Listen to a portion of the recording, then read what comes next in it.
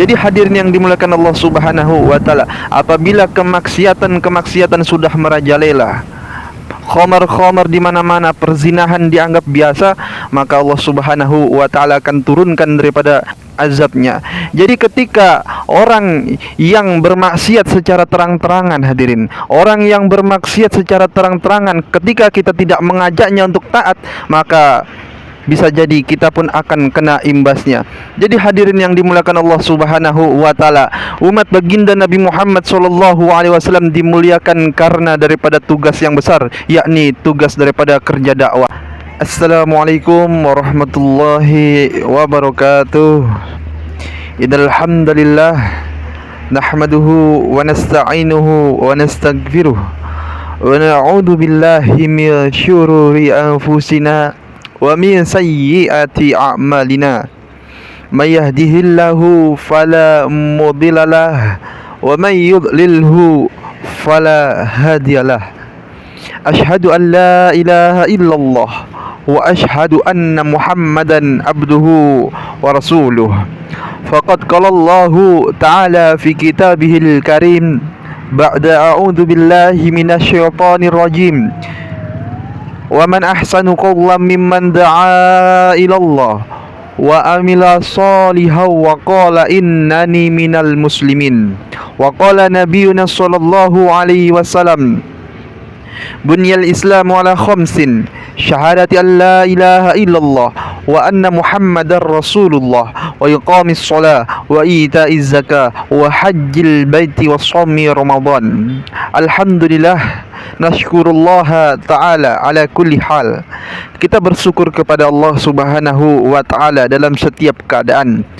Nashkurullah ta'ala ala kulli makan. Kita bersyukur kepada Allah Subhanahu wa ta'ala dimanapun tempat kita berada. Jadi hadirin yang dimuliakan Allah Subhanahu wa ta'ala, bersyukur kita hari demi hari, masa demi masa, masih Allah Subhanahu wa ta'ala berikan kepada kita nikmat yang sangat-sangat banyak. Jadi perlu diulang-ulang hadirin, ini adalah majlis daripada majlis takrir, mengulang-ulang daripada kebesaran Allah Subhanahu wa ta'ala. Dialah Allah Subhanahu wa ta'ala yang menciptakan langit dan bumi. Dialah Allah Subhanahu wa ta'ala yang menciptakan 7 lapis langit dan 7 lapis bumi. Allah Subhanahu wa ta'ala menciptakan seluruh makhluknya. Allah Subhanahu wa ta'ala memelihara seluruh makhluknya. Allah Subhanahu wa ta'ala memelihara yang nampak maupun yang tidak nampak oleh mata kita. Jadi hadirin yang dimuliakan Allah Subhanahu wa ta'ala, Allah Khaliq, Allah yang menciptakan seluruh makhluknya. Setelah Allah Subhanahu wa ta'ala ciptakan, tidaklah Allah Subhanahu wa ta'ala terlantarkan begitu saja. Akan tetapi Allah Subhanahu wa ta'ala juga pelihara hadirin, mulai dari yang nampak, yang besar, yang kecil, bahkan yang sampai tidak nampak seperti bakteri, Allah Subhanahu wa ta'ala pelihara dengan baik. Jadi ini adalah kebesaran Allah Subhanahu wa ta'ala. Dimanapun kita bersyukur kepada Allah Subhanahu wa ta'ala. Jadi hadirin yang dimuliakan Allah Subhanahu wa ta'ala, adanya bencana, adanya musibah, ini bukan daripada adat, daripada kebiasaan setiap tahun hadirin. Adanya bencana dan adanya musibah ini karena adanya daripada ulah daripada manusia. Jadi hadirin yang dimuliakan Allah Subhanahu wa ta'ala, apabila kemaksiatan sudah merajalela, khamar di mana-mana, perzinahan dianggap biasa, maka Allah Subhanahu wa ta'ala akan turunkan daripada balanya. Allah Subhanahu wa ta'ala turunkan daripada azabnya. Jadi ketika orang yang bermaksiat secara terang-terangan hadirin, orang yang bermaksiat secara terang-terangan, ketika kita tidak mengajaknya untuk taat, maka bisa jadi kita pun akan kena imbasnya. Jadi hadirin yang dimuliakan Allah Subhanahu wa ta'ala, umat baginda Nabi Muhammad sallallahu alaihi wasallam dimuliakan karena daripada tugas yang besar, yakni tugas daripada kerja dakwah. Jadi ketika kita tidak mengajak kepada ketaatan dan mencegah daripada kemungkaran, maka kemaksiatan akan merajalela. Ketika kemaksiatan sudah di mana-mana dan dianggap biasa oleh umat baginda Nabi Muhammad SAW, maka turunlah daripada bencana-bencana, daripada bencana alam. Ada pertanyaan, Apakah Allah Subhanahu wa taala akan turunkan daripada azab? Apakah Allah Subhanahu wa taala akan turunkan daripada bencana? Meskipun di dalam kampung itu ada orang yang taat, maka apa kata baginda Nabi Muhammad sallallahu alaihi wasallam? Ya, Allah Subhanahu wa taala akan turunkan daripada bencana, Allah Subhanahu wa taala akan turunkan daripada azab ketika orang yang taat tidak mengajak daripada ketaatan. Jadi hadirin yang dimuliakan Allah Subhanahu wa taala, kemaksiatan yang dilakukan secara terang-terangan, kemaksiatan yang dilakukan secara zahir, yang secara terang-terangan, maka ini dampaknya untuk orang yang taat juga. Ketika dia tidak mengingatkan daripada saudara muslimnya untuk kepada jalan ketaatan, maka hadirin yang dimuliakan Allah Subhanahu wa taala, dampaknya kepada seluruh orang yang melihat daripada kemaksiatan tersebut. Beda halnya dengan yang dilakukan secara sir, yang secara sembunyi-sembunyi. Azab atau bencana tersebut akan ditimpa hanya kepada orang tersebut. Jadi hadirin yang dimuliakan Allah Subhanahu wa taala, azab ini akan menimpa daripada seluruh manusia. Ketika di dalam tengah-tengah manusia, di tengah-tengah kaum, banyak orang yang daripada mengerjakan perbuatan-perbuatan yang Allah Subhanahu wa taala murkai. Maka tidak heran hadirin di akhir zaman ini, ketika ada satu kampung ini ada orang taatnya banyak, tapi Allah Subhanahu wa taala masih memberikan daripada azab.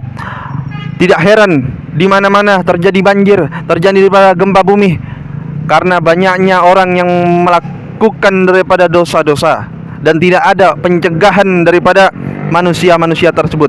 Jadi hadirin yang dimuliakan Allah Subhanahu wa taala, yang bagi alaina baik atas kita untuk daripada mencegah daripada kemaksiatan-kemaksiatan yang dilakukan secara terang-terangan. Ketika kita tidak bisa melakukan daripada pencegahan dengan mulut kita, dengan perbuatan kita, minimal di dalam hati kita tidak meridhoi daripada maksiat tersebut. Jadi hadirin yang dimuliakan Allah Subhanahu wa taala, kemudian ujian terbagi menjadi dua hadirin. Ujian ini terbagi menjadi dua. Ada ujian yang diberikan kepada orang-orang yang beriman, dan ada ujian yang diberikan kepada orang-orang yang ingkar, orang-orang kafir atau orang-orang munafik. Ujian yang diberikan kepada orang-orang yang beriman semata-mata untuk menaikkan derajat orang-orang yang beriman tersebut. Kemudian ujian yang diberikan oleh orang-orang kafir, orang-orang munafik, orang-orang yang ingkar kepada Allah semata-mata untuk daripada muqaddimah azab. Jadi hadirin yang dimuliakan Allah, bagaimana di dunia ini adalah darul imtihan, banyak sekali daripada ujian, tempat daripada ujian. Tidak ada manusia pun yang tidak Allah Subhanahu wa taala uji. Jadi yang bagi alaina baik atas kita memikirkan bahwasanya dunia ini hanyalah sementara.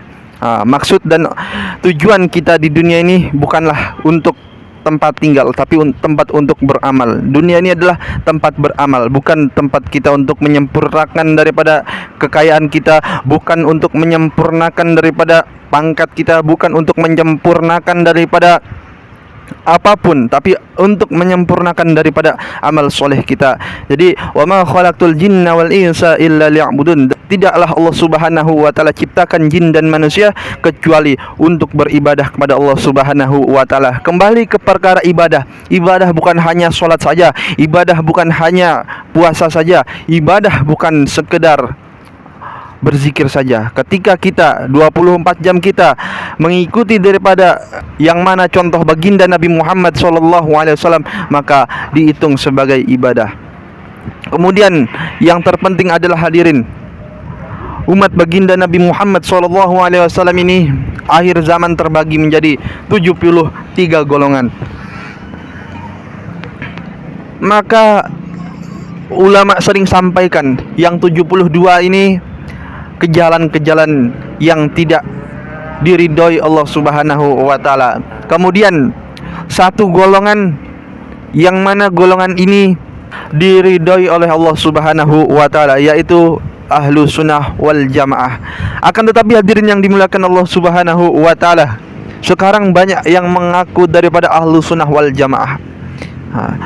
Banyak sekali yang mengaku dari ahlu sunnah wal jamaah, Bagaimana ahlu sunnah wal jamaah yang sesungguhnya?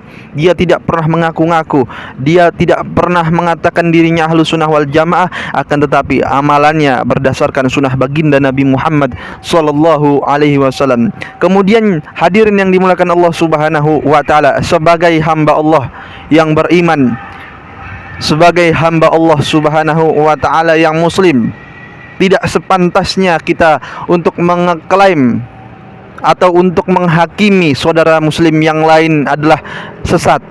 Tidak pantas bagi kita untuk mengeklaim, untuk menghakimi saudara muslim yang lain adalah ke jalan yang sesat.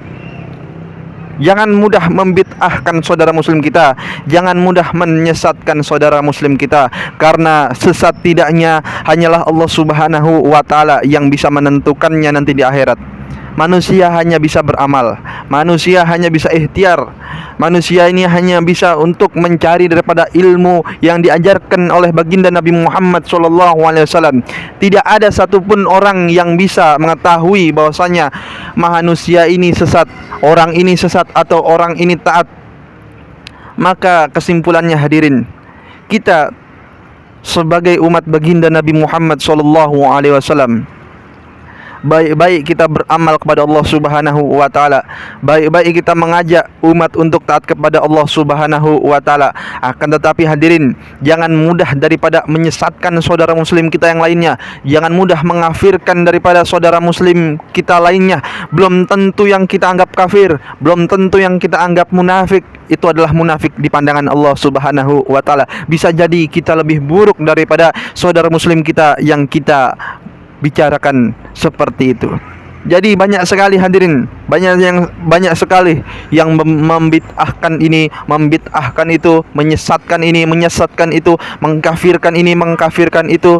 Maka tidak baik kita sebagai seseorang hamba Allah Subhanahu wa taala berperilaku angkuh, mengkafirkan saudara muslim kita yang lainnya, menyesatkan, membid'ahkan saudara muslim kita lainnya.